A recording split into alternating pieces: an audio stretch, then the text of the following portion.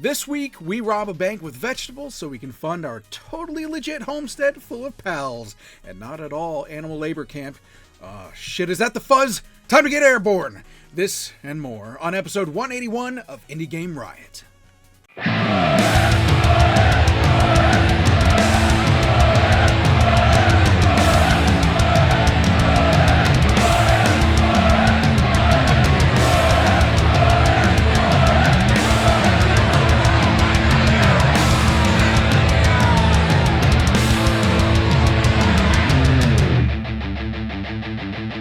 Indie Game Riot!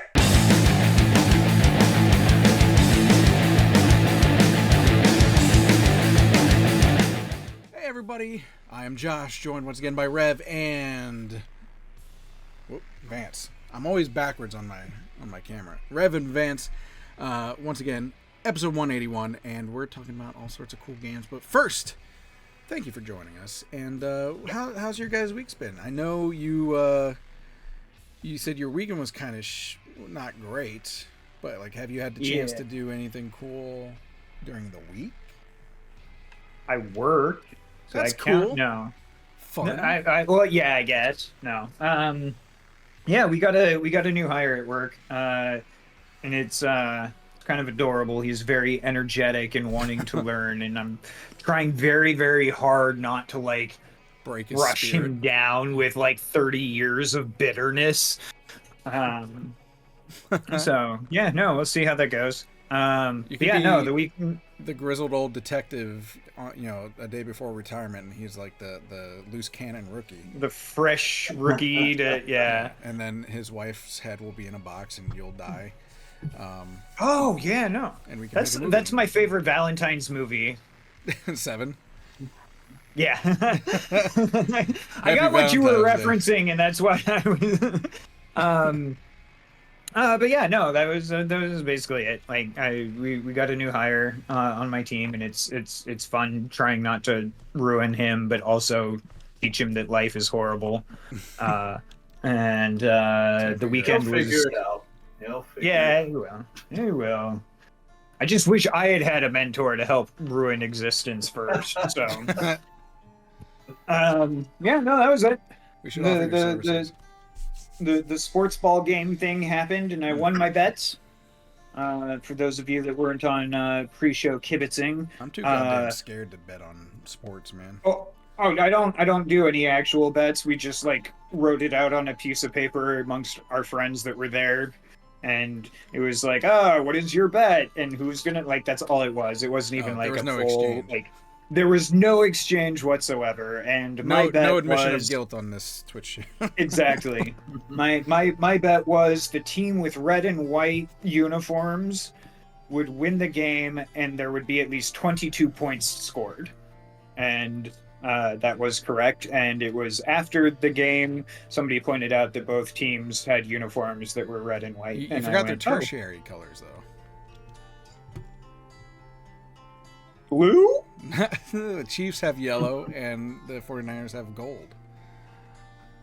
Which is kind of like yellow. So Yeah, but theirs is more like a brownish looking gold. So the red, white, and yellow uniforms could win in either case.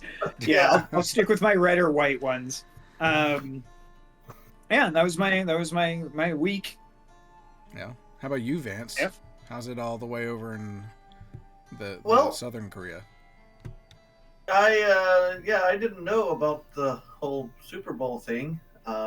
So that's finding out that happened. I remember that it feels being like a thing. It feels like Asia is like the only continent where American football is no longer is like everywhere else. American football is being spread, and they're pushing real hard for it. Like next year, they have, speaking of the Eagles, since I'm an Eagles fan, they're doing a game in Brazil the first week with the Eagles hosting, and so they're like spread all over the freaking world except for in Asia.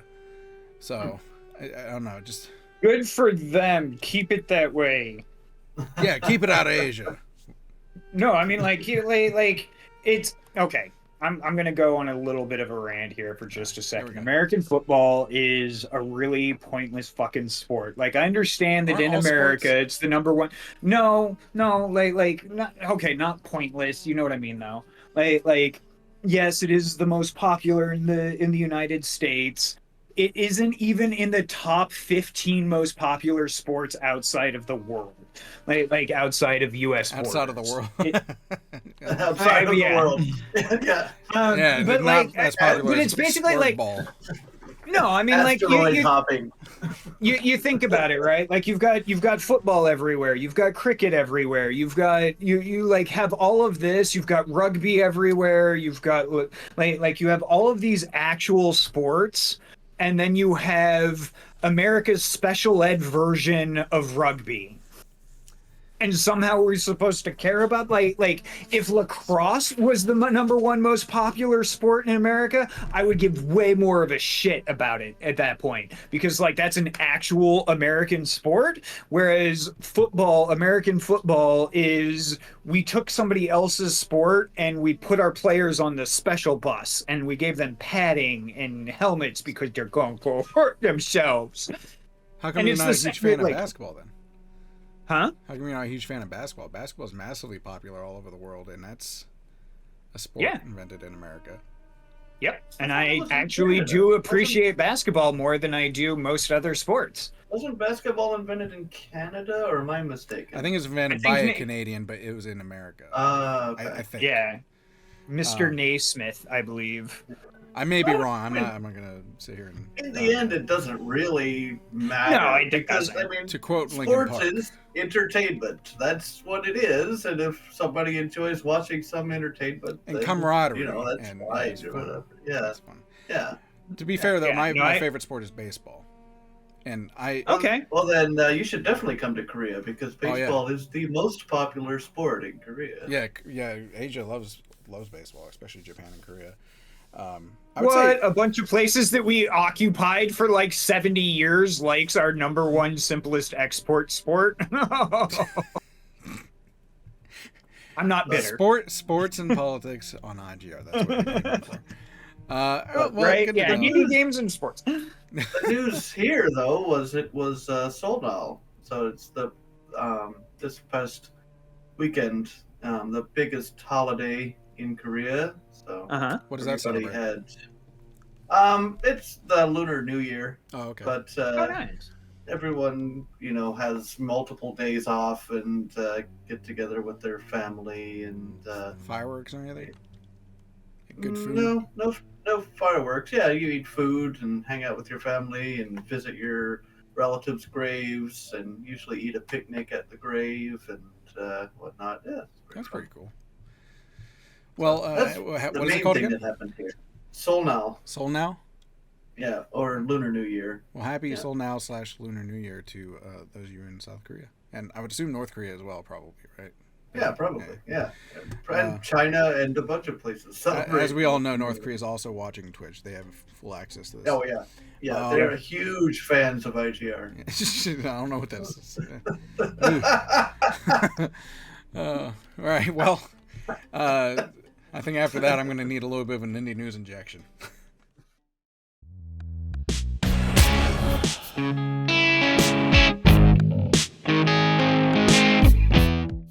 This week on Indie News Injection, the very first thing we're talking about is a bit of a doozy. But if you don't remember, there was a cool game from Deconstruct Team that was released earlier in 2023. Published by Devolver. Yeah. Yes. And if you don't remember Deconstruct Team, they were the same people that did Gods Will Be Watching, I believe. But anyway, they have a bit of a contest going on right now. And if you aren't here in live, if you're watching edited, I usually don't put the news links in the subscription, so you should be here live. But you can probably just Google it, like CosmicWheel.com. I'm pretty sure they have something on there. That's their website if you want to see it. But they have a bit of a contest going on. So here, I just want to read their announcement. Actually, it's not very long. So, Deconstruct Team have been pushing the boundaries of video game narrative for over 10 years. But for the first time ever, the Valencian developer is offering their thirstiest followers a truly physical rather than metaphysical experience for their orifice of choice. To commemorate the launch of the Cosmic Wheel Sisterhood earlier this year, the studio has teamed with sex toy company Uberheim, I think it's how you pronounce, to launch a real-life functional dildo inspired by the godlike girth of Abramar, the forbidden behemoth. The result is a body-safe silicone monster cock suitable for only the most wicked of witches. The lucky recipient will soon wield the awesome power of Abramar and enjoy ecstasy in exile as a beast in the bedroom, as well as DIY tarot card kits to craft their own fate-divining decks. So it's not just a dildo, but also a kit to make your own tarot cards if you're into that sort of thing. You go to cosmicwheelsisterhood.com/Daddy Abramar, and to spell Abramar, it is Abramar. For those of you who don't know who that is, I'm not. I can't say I'm up. It's to a date character in the game. Yeah, well, it's a character in the game. I don't know if that's based on a real like god or something like that for that sort of stuff. But anyway. You can enter there. It is open it's open today, the 13th, and it will run through February 29th. To enter, you're going to have to follow Deconstruct Team on Twitter, and then it looks like it's like one of those where you have to like and retweet the tweet that announces this. And it is open to Europe, UK, US, or Canada, and you have to be 18 or over. Damn it, I wanted that dildo, but I'm not in one of those places. Well, with our new sponsor, NordVP... I'm kidding, I don't. Raid Shadow... get your Raid Shadow Legend dildo. Not a sponsor. Anyway, I just thought that was an interesting thing. I wish we could have covered this, because like I said, it came out before we got IGR back on. And it's a really cool game. I'm a fan of Deconstruct Team, and they've just gotten better with every game that they've released. And I haven't played the game myself since we didn't cover it, but from what I understand, it's like I believe there's like a card aspect to it. It has to do with tarot cards, obviously, and then I think you're like a witch, or you're part of like a sisterhood of witches. So check out the game, and then try and win yourself a big old dildo and a tarot card kit. The dildo, and I think, if I'm not mistaken, I think that type of dildo is like because you mentioned the shape of it, and I was thinking about it, and I think that's like a specific, like, what do you call it, genre of dildo? Yeah, no, like there's if you're into weird sex toy stuff, Bad Dragon is kind of like the group of it. Like they're kind of the industry leaders, and now there are more specialized sex toy shops that will do custom work. So yes, Monster Cock and all of that fun jazz is super popular on the internet somehow. I think the 70s were a mistake. No. Well, speaking of monsters. Yeah. Let's see. This is you, Vance. Right. We're like, speaking of monsters in a forest. He had a dildo on. Yes. Sorry. I was mesmerized. I was staring intently at that dildo, and my mind went blank. Okay, where is this? I have this pulled up. It does things to you, man. Handle with you have to be responsible, is what I'm trying to get at with that comment. Handle with care. Yes. Okay, so the big news in Monsters is that Sons of the Forest, which is another survival game out of many that have been coming out recently, is releasing its big 1.0 update at the end of this month. So in week or so, 2 weeks, something like 22nd. that. 7 days. 22nd. Today. Yes. I mean, Yep. Yep. So that is about 7 days. Yep. There's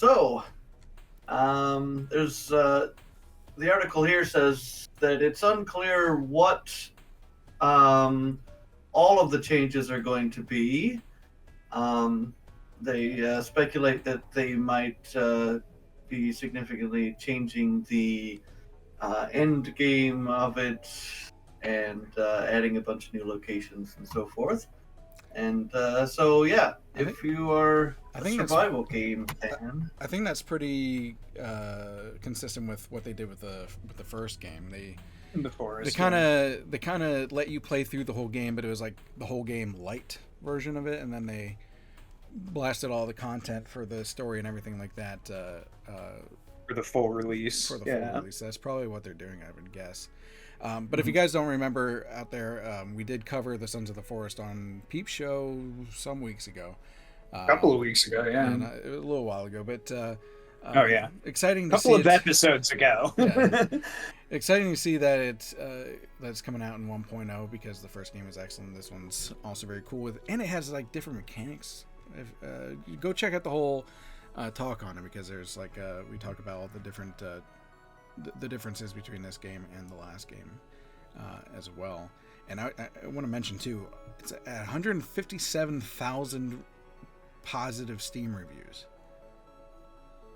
Not bad for an early access game. Jeez. It's sitting at 85%. So go check it out. Really good. Okay, so question for you here, just to kind of like wrap up this little segment, because it is technically there is a holiday next week, I think. I don't know. Is it tomorrow? Yeah, I think it's tomorrow. I'm a really bad partner. Rev sprinting out to the store to get a last minute. Right, I'm like diving over to my phone. Quick, get me flowers. Is that a thing I can do? Yeah, it's tomorrow. Fuck, tomorrow. Yeah, no, I'm bad. What would be your favorite indie game to play with your Valentine? I have mine. I'll get you guys started off. Okay, because I assume your Valentine would be like your daughter. I mean, like she'd give you a Valentine's card. Oh yeah. No, you're also married. I'm also married. Yeah. So like, I mean, to play with playing with my wife, it would probably be It Takes Two. That is probably one of the more fun games that we've had playing together. With the lack of with minimal arguing. Like we tried playing other games, what the hell's that one? Overcooked. And granted, that game is like least arguments. That's like the point of the game, basically. I would say like you just whoever you're playing with, you're going to get mad at. The other types of games that we play that is more relaxing are like point and click stuff. It's just kind of fun to sit there and just do that together. But I would say It Takes Two. That's probably I think the best game for me at the moment, indie wise. What do you guys have an idea? So I've actually got a couple that we've done that I think about it that would be fun. I'm gonna go old school for just a moment, and I'm gonna say Castle Crashers. Ooh, that's a good one. I've actually been seeing Behemoth / Newgrounds has been putting out a bunch of Valentine's like templates or something like that you can print out like Valentine's Day cards. That's Castle cute. Crashers themed. So if you go on their Twitter, I think you can find it if you're interested. That you can get that for your partner. She'll be like, "What the fuck is this?" Yeah, no, like Castle Crashers is a nice, easy, like it's not easy, but it's easy to hold onto. Like mechanically, it's not super in depth, and you can just kind of like button mash and have fun and all of that. And I think if one of you are probably like not as good at games, I think it's easy to carry them, so that way it's a little bit more fun for both involved. So you don't have to rely on the other one if they're not necessarily good at it. Well, like a game that I love to play with my partners is Halo, and it's it's not indie games, but for that same reason. But yeah, no, it's like it's kind of quasi relaxed. It's kind of you can just have fun with it. Cute little things are happening. It's got collectibles and all of that. What was the other game that they did where like it was kind of like the puzzle platformer? They have 3 games. They have Castle Crashers, they have Battle Block Theater, and Battle Block Theater. That was the other one I was thinking of. Pit, something about a pit. I can't remember the name of it. But yeah, the other one would be Battle Block Theater. Like those are both like really fun, easy to pick up, easy to play, difficult to master kind of games that you could just chill with. Yeah. All right, Vance, your turn. Well, I mean, first of all, there's no way in hell I would ever be able to convince my wife to play with me. It's just never going to be something that ever happens. So I don't know. The prostitute that I hired to play a game with me. That's the only thing you pay her for is just come on. Yeah. I just want to play a game with someone, please. That should be. Oh, we can start that service. We can like. No. Yeah. Moving on. Which game would you play with the prostitute that you hired to play games with you? So, interestingly, that it kind of the answer to that I realize is very relevant to today's show, because I think some of the best games to play with a partner are survival games, because there's something where you have to work together to achieve goals, and you can you help each other, you build something together, which I think is about the most romantic thing you can do. So back when Ark was new, I played that with a girl I was seeing for a while way back then, and I think that is a great style of game, like Palworld that we are covering today would be a great choice. That's not bad, because there's almost obviously it's not the only part of a survival game that is enjoyable, but just thinking about the couple aspect, there's like kind of a homemaker type of thing going on with base building in survival games, and it is kind of nice that, and it's relaxing, kind of having to gather and spread the work to upgrade that sort of stuff. So that's a good choice, I think. Nice. I like that. Yeah. All right. Well, that said, down in the comments, tell us what you would play with your Valentine. Yeah, play with your Valentine. Indie games only. If it's a AAA game, you're fucking blocked. Or quadruple A. Double A. We'll allow it, maybe. We'll see. Depends. Depending on who it is. Speaking of double divers, not allowed. I was gonna say hell divers. Is kind of like. Anyway, well, you know what? We should start a riot because Rev didn't get his partners any gifts for Valentine's Day.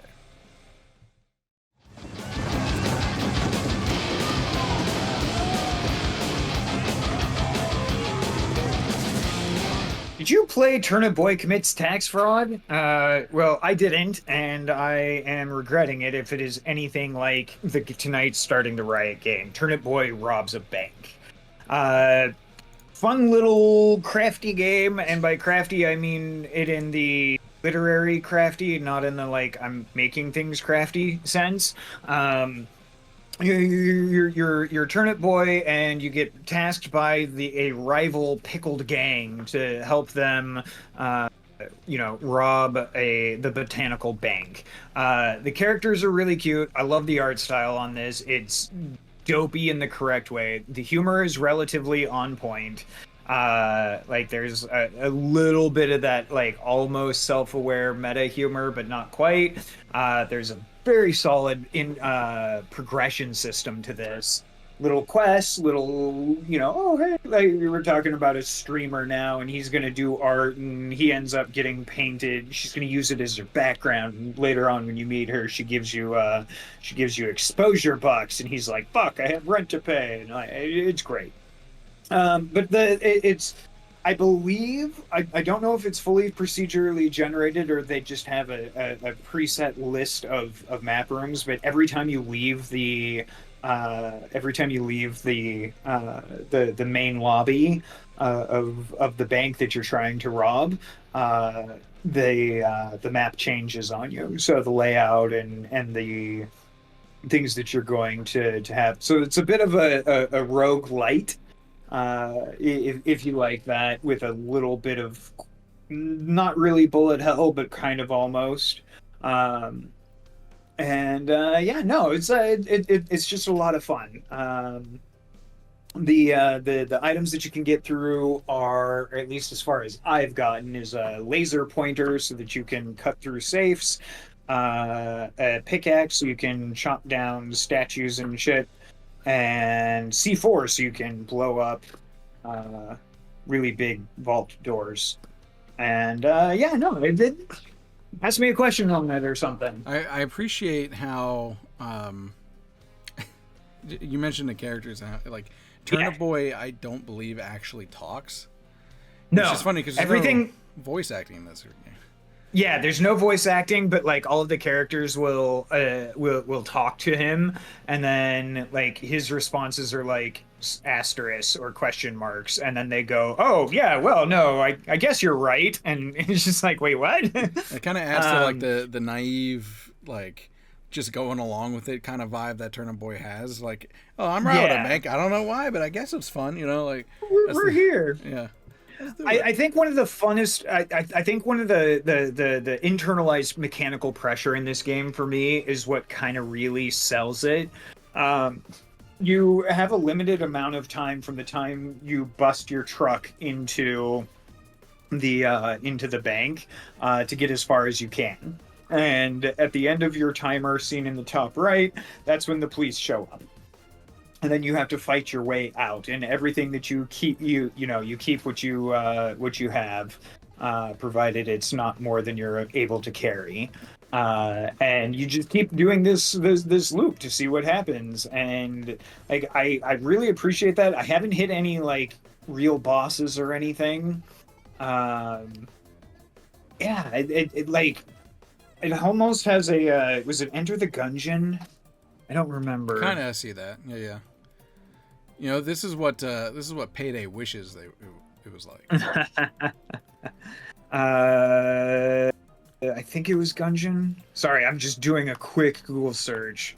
It kind of has a similar mechanics, like it's with the dodging the lasers and it's the dodge, and that'll dodge not just lasers, but it'll also dodge attacks.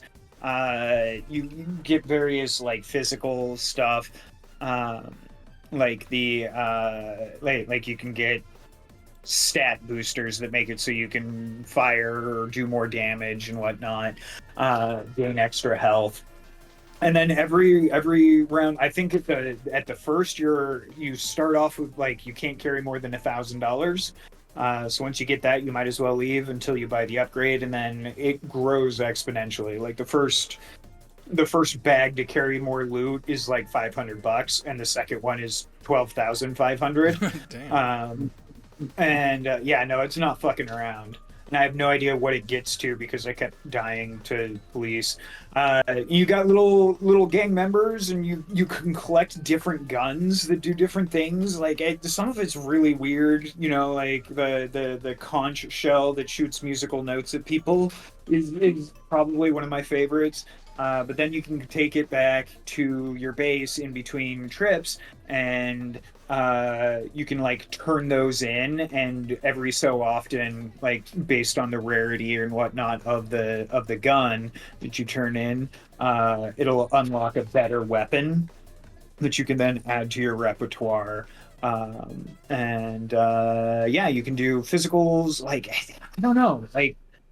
It's just a really fun little cute kind of like heist but not heist, but puzzle but not puzzle, bullet hell but not bullet hell.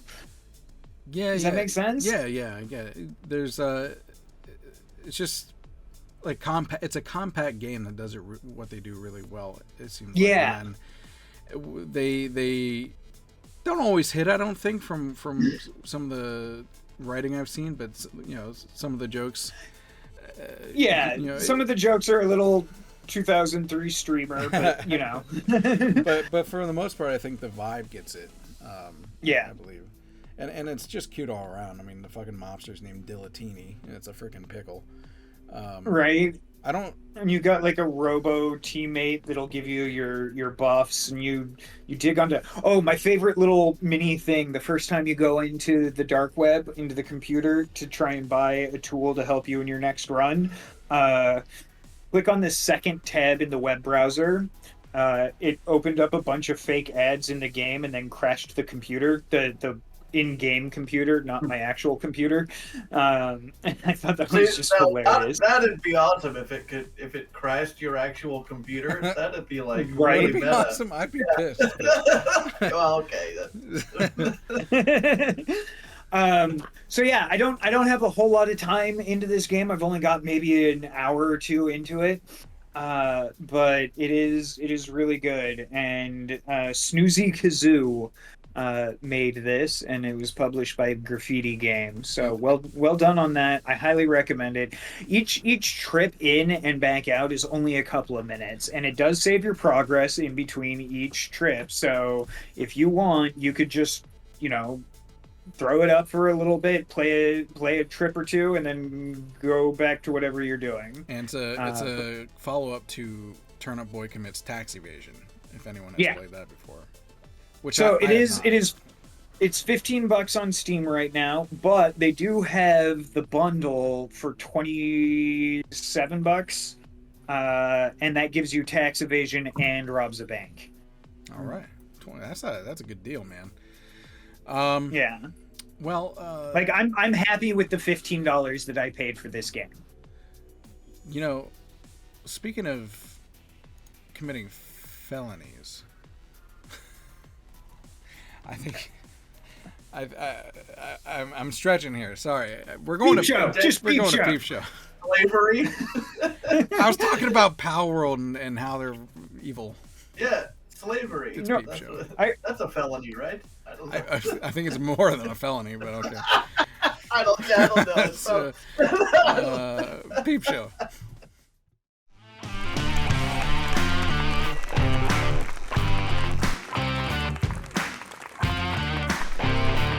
This week on Peep Show, we are talking about a little ditty called Palworld. Palworld, for those of you who have been living under a rock this past, month or so, is basically, everyone's calling it a Pokemon ripoff. And obviously, it's heavily Pokemon inspired, especially when you're talking about the PAL spheres and things like that. But it is way more. It's not just a copy of a Pokemon game. Honestly, when you play it's a survival game. For those of you who don't know, it is first and foremost a survival game, more than it is a monster collector. The monster collecting really comes in. You do fight your pals, aka Pokemon. No, just keep them pals. This is legally distinct enough to not get sued. I'm not part of this company. I'll call them what I want. But the pals, they help you. You really get them not so much to help you fight other pals like you would in Pokemon, but it's more so that you can put them to work in like sweat camps, and you can do some very morally. I was going to say ambiguous, but it's really not ambiguous, but because you can, but it's more realistic when you think about it, because when you think about Pokemon, right, you got to start thinking about some of the things that really matter, like what do people eat in this world outside of, rice balls? Because that's really all they show is rice balls and like berries, things like that in Pokemon. But you got to imagine that people are eating Pokemon because they are the animals in that world, right? There are no regular animals. It's all Pokemon. So they've got to be eating them. It can't be that everyone's vegetarian, right? So in this game, you're eating these things when you need to eat. You're eating them. So what if Pokemon was gritty survival? Exactly. This is like the Arkham Knight of Pokemon. It's gritty. I want to set up an automated food making farm manned entirely by pals. Yeah, exactly. And that's what it is. Feed the sheep. Oh no. That's what it is. That's so you set up your base, you build your house, but then you have these workstations. You have farms for additional food to feed not only yourself, but you can feed your pals. You have just mining, so you got pals literally just like a chain gang with pickaxes, and if you do not take care of them, if you don't let them sleep, if you don't let them eat, they will be unhappy, to say the least, and they will eventually die. If you fight and they get killed, they are dead. They also, I mean, it's a little bit meme-ish in this game too. There's a couple of pals. There's this one that's like Rule 34 incarnate. And you know how in like Pokemon they the number, furry bait one, right. In Pokemon they number the Pokemon like 1 through 151 were the original ones. The one that is like the Rule 34 one is of course number 69. There is a Pokemon called Depresso, and when you look at it, it just has this expression like it wants to end itself. Things like that. You can brutally murder animals. You can brutally murder people. You can catch people in the PAL spheres and enslave them, basically. Yeah. In the game, it like says other that, players. I don't know if you can catch other players in the PvP aspect. I'm not 100% sure. Okay. But you can. There are NPCs that you can catch. Like one of the first people that generally come up around your camp is like a wandering trader. Basically, you can catch him. It's hard to do, but you can. But you could do it. And they are yours, and you put them in your camp, and they will walk around. You can catch enemies because there are like NPC enemies that have guns. By the way, guns in this game, you can give your pals guns, and they will blast the shit out of other pals and people. I'm talking like machine guns. I'm talking rocket launchers. On top of all their like powers, and these pals, like their own powers are pretty strong. Like they can fuck you up pretty good if you end up like going somewhere where you are not leveled up to be. And of course there is the standard survival progression where you gotta upgrade your base, and to get more pals in your camp you gotta upgrade your, if you see on the video there's like a little computer screen type thing, that's the thing that basically claims the land around you, and it'll expand as you upgrade, but it also allows you to have more workers, and you can automate things, and of course that means that you're putting your pals on a factory line. So it's all very morally questionable. I mean, it's survival, though. It is. When you're fighting for survival, you got to do what you got to do. Yeah, I mean, are they explicitly sentient? So you mean like when you put them to work? No, I mean like the pals. Are they explicitly stated to be sentient? Because outside of that, personally, like this is going to get me in trouble with PETA. I don't care. Yeah. So I mean, if you read the game's descriptions, it says that these pals will be happy, they will be sad, they will be but my cat can that's be not happy sentient. and sad. Well, sentient, the definition of sentient doesn't that mean that it just has a mind of its own? We're looking up the definition of sentient now. You mean like human thought? Self-aware. Yeah, self-awareness, I guess, more so. So I want to say yes. It seems to be implied that way. I mean, in Pokemon, for instance, I mean, they're definitely self-aware. They have language. You can talk to them. Look at Meowth, right? No, absolutely. Pokemon is slightly different. I get that. Like, I'm talking here for my ethical needs. I think they are. I would guess that they are. I don't know if they explicitly say that or not, but I think it's heavily implied that they are. Gotcha. So far, I have not been able to talk to any of them. I'm not that far in the game. I played it a little bit, but I haven't been able to like talk to them or interact with them like a. I don't know if you can talk to them. Being. Yeah, I don't know if you can talk to them, but you can definitely like like I said in the description of the game, it talks about how that because you're controlling them in a way that you would control Dwarf Fortress. Like you can assign them things, but they will do things on their own. Like if you just throw them out there, they will do what they feel is right. They will protect you with their lives, but I don't know if that so they're changes. like a dog, right? You can train it to do things. Kind of. But it's still you can also slaughter it. That's ambiguous in itself. I think is just whether or not they're sentient. You know what? Let's leave that in the comments. Let me know if you think the pals in Palworld are sentient and if they have self-awareness. We now have Josh going like, no, get me out of here, bail out, emergency eject. I don't need this kind of ethical quandary, moral quandary in my gaming. I don't know. It is weird because like when you catch them, they kind of come off as animals. But when you put them to work, it's kind of like ooh, in the same way that like in circuses when you put like elephants, you know what I mean? It's like. Yeah, they're animals, but that's kind of fucked up. You know what I mean? Yeah. So, kind of like that. That's how it feels to me. No, I could get that. But it's the game, so fuck it. It's not real. Be an evil dick in a game. Just don't do it in real life. Yes. So yeah.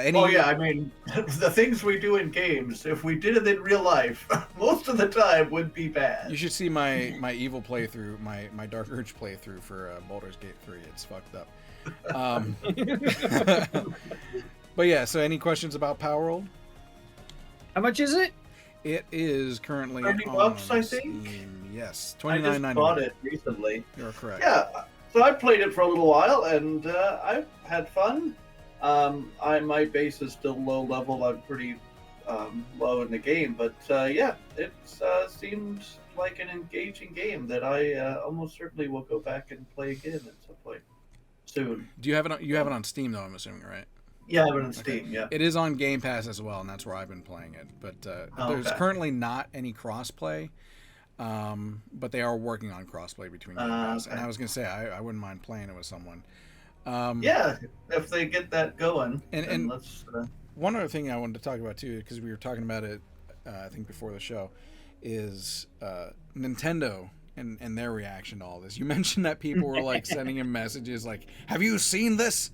Like, like one of the few official responses from Nintendo that I've seen recently was a tweet, and it was basically them going like, "We know, stop sending us pictures, stop sending us links." I get the distinct feeling that Nintendo is pretty bitter because the success that Palworld has had since its release in early access, by the way, has been astronomical. Really, they've broken records for concurrent players and like sales and things like that. And I am certain that Nintendo feels threatened by this greatly. I don't really know why exactly. I mean, I don't think. It's this wouldn't work in the Pokemon world. No. This wouldn't work in the Pokemon world. It's different enough too that people aren't. I mean, they'll play both. You know what I mean? Like they're not going to be like, oh, yeah. I'm never playing Pokemon again after this. Like it's different. That's all it is. It's a different type of game, and it is kind of like that. Like, oh, what if somebody did? Like how Skyrim came out like 32 years ago, but everybody still plays it because you can do mods. And like it's that kind of like difference as to what you would want out of a Pokemon game. Like somebody was like, oh, what if I could do Factorio but with my Pokemons? Like that was what I see being the thing, and they create the mod for it or whatever. Nintendo's never going to do that because that's not the super kid friendly rated E for everyone kind of game that it could be. I don't see that being. Yeah, Nintendo's absolutely trying to throw their net as far and as wide as they possibly can when they're talking about their player base. So they're not going to alienate anyone. Yeah, and the Pokemon are designed to be like super cute and your friends. You're just supposed to bond with your Pokemon. So, not throw them. Well, this game is superficially very similar to Pokemon. Yeah, right. The gameplay of it is it's not. completely. Yeah. When you're playing the game, it feels more like a not as hardcore version of like Ark Survival Evolved. Yeah, it's like definitely that. got Ark and Yeah. I mean, you do the exact same things in Ark, right? Yeah. You fight monsters, which are dinosaurs there, and you tame them and you put them on the. You do the exact same things in Ark as you do in this game. Yeah, that's a good point, because I think if anyone had a claim to any kind of like legal issues, I think it would be Ark. But again, it's distinct enough, outside of like stealing their, their code or something like that. And there's no legal grounds for anything. Like the most that Nintendo could say is like their PAL spheres and the Pokeballs, but again, they look different. They are called different things. You can't claim a mechanic because again, like how many games would fucking sue each other because there's a million. Mechanics aren't copyrightable. Right. So I mean, like there's no leg to stand on for Nintendo to do anything about it because unless they've straight up ripped something off and name it so. So I think they should be safe. Knowing Nintendo as litigious as they are, I wouldn't be surprised if they tried, but there's no fucking way that they're going to win any of that. I'm not a lawyer, so maybe I'm wrong, but I just can't see that happening. So I like a lot of Nintendo games, but sometimes I just want to, give a big middle finger to Nintendo and say, fuck you, man. Just fucking pull the stick out of your ass. Darn you, multi-century mega conglomeration. Exactly. If you aren't a conglomeration, though, you might not have a lot of money. And if you don't have a lot of money, you might enjoy our next game in free fun.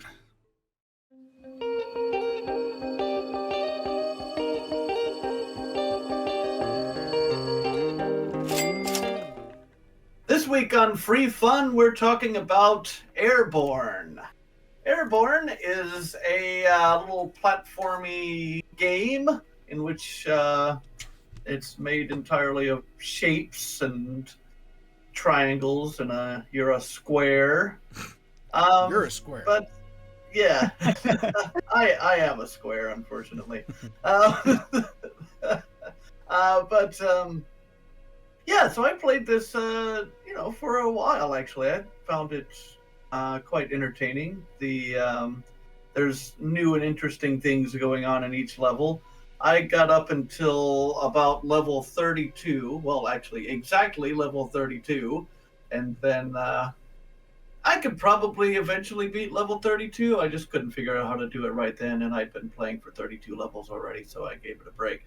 But that's how far I got. It's level 32. I don't know if either of you played it and got any farther. I don't know. Is it particularly challenging to that point? Yes. This is ridiculously challenging, especially if your computer has frame rate issues. It's different on each level. Like, oddly, even some of the higher levels that I got to were easier than some of the earlier ones than those. So it's kind of back and forth sometimes on how difficult each thing is. But there are definitely some very challenging levels in this game. But I enjoy that. I enjoy a good challenge, especially when it is a challenge that is obviously doable if I just stop sucking. And so, I am motivated to stop sucking and get through it, and then it feels good when you finally do get through a really challenging level. So I had a good time playing this game. Did you make any of your own levels? Say again? Did you make any of your own levels? No, I didn't try that, but that is something you can do. Yep. There you go. Good. I couldn't. I kept running into the whole like launch yourself up a wall mechanic and not being able to do that well enough. It just got like super frustrating for me because that is a very important mechanic. Yeah. And I couldn't master it for whatever reason. Are you blaming yourself, or is it the game being too hard in that case? No. It is definitely a me thing. Okay. Like it's the same. It's this. I think is less forgiving than like Super Meat Boy, and I've been able to beat Super Meat Boy. You beat Super Meat Boy? I don't think I've ever beaten Super Meat Boy. I've gotten pretty far, but I don't know if I've. That's because you're a bitch. No, that is true. No, I'm kidding. No, like I beat Super Meat Boy way back in the day. I never 106%ed it or anything. And I've never like done it all in one run, but yeah, no, I've beat the game. I don't know that I would be able to beat this. Like, there's just it's so fast, and it's so like some of the stuff that you're gonna do is just you have to have such precision. I don't know that I have that in me anymore. Gotcha. Yeah, one of the things that I thought about when I was playing this game is you always meet these people sometimes, right? That say that they're not good at games. This is the type of game those people are talking about when they say, I'm not good at games. Yeah. I do wish that it was controller supported. Like, that might change it a bit for me. Trying to do precision platforming on a keyboard is I kind of get that, and I did play Super Meat Boy with an Xbox controller, but sometimes controllers feel sluggish, and this feels like I get pretty twitchy. Totally get that. I'm playing on a laptop, and it has a limitation to how many keys I can press. Gotcha. You know, like it's not. I don't have a PC rig set up and my own keyboard and all of that. But yeah, no, it's like some of those are just not too much for me. I just want to point out the soundtrack out, is awesome. I was going to point out that the soundtrack is for sale, even though this game is free. The soundtrack is for sale, so if you want to support the dev, it's $1.99. So just throw a couple bucks their way and give them some support. Maybe we'll add some of their music to this playlist if we can. Yeah. The music was good. It accompanied the game nicely. Is it like pretty like techno-ish? It's very electronic. I don't know what the definition of techno is. I'm not that much of an electronic music listener. I know that people who do listen to electronic music will have a very specific definition of what is techno, what is house, yeah, what is like. I'm like using a synth, so I mean it's EDM to me. Electronic music. Yeah. It is developed by Black and XDev, published by them as well. So good job, guys. Yeah. And if you get stuck on those levels, Vance, maybe you can try some of the community-made levels and take a break from that way. You know. Yep. Well, that would be the end of the show. It's been a good show. A lot of cocks. Yeah. The new Indie Game Riot quality of show meter. There was a lot of cocks. That makes it a good episode. If we ever start scoring games, it's 4 out of 5 cocks. Yeah. Just want to shout out to our Patreon supporter Prepposterone for supporting us financially. If you would like to support us financially as well, check out our Patreon. The links are below the stream and or YouTube video, all that sort of stuff. And you can also do so financially on Twitch with a subscription. That's always appreciated. If you can't do it financially, that's great. That's fine. You can also support us in other ways, like watching the show, for instance, but also following and subscribing on YouTube and sharing, especially. This is super helpful. And then you can also email us, contact@indiegameriot.net. You can email us news stories to check out, games to check out. Just give us some validation and some an ego boost by saying how much you love Indie Game Riot. That's always appreciated. And Josh loves unsolicited dick pics. Yeah, so. I mean, why not, right? As long as you're 18 or older. So thank you for that. You can also check us out if you want to talk to us. The Rev. God damn it. These two. If you want to talk to those two or myself directly, you can always do so on our Discord channel. So check us out there. Again, links below. You can find us on Twitter at Indie Game Riot and other social media platforms. Reminder, Indie Revolution Expo, I think we mentioned it earlier, is still going on. I still need to make some stuff, but go to indierevolutionexpo.com and you can register your game there. You can register a presentation if you have something interesting you'd like to talk about that has to do with indie games. If you're not sure what kind of stuff would be interesting, check out we do have archives up on the website if you want to kind of get an idea of what different things that people have talked about before. It's always welcome. We always welcome like any kind of fresh new ideas that would be entertaining or informational for game devs and people that play indie games alike. And lastly, we are on Twitch every Tuesday at 9 p.m. Eastern Time. And then the edited version on YouTube and Spotify and all those other platforms will be up the next day. Did I miss anything? Bam. I don't think so. Penis? Yeah. That's gonna be my final word. Monster dildos. Penis. How about yours, Vance? No. All right. No, I'm done. No more penis. All right. Well, say your goodbyes, gentlemen. All right. Bye-bye. Penis.